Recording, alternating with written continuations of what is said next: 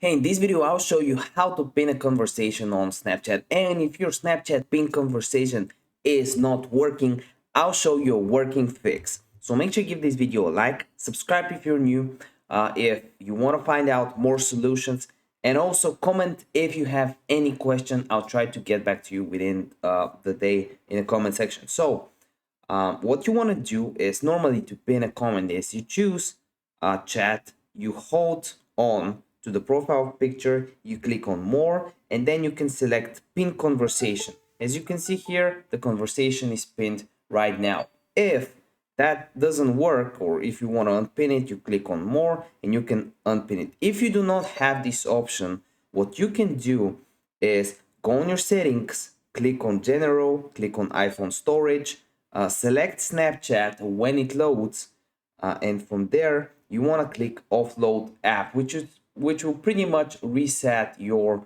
settings. If that doesn't work, what you can do is go for an update, because as you can see, pin is a new option on Snapchat. If you didn't update Snapchat, maybe that's an issue. So you want to go on the Google Play Store or the App Store and find out if there's an update missing. Make sure you give this video a like. See you in the next video.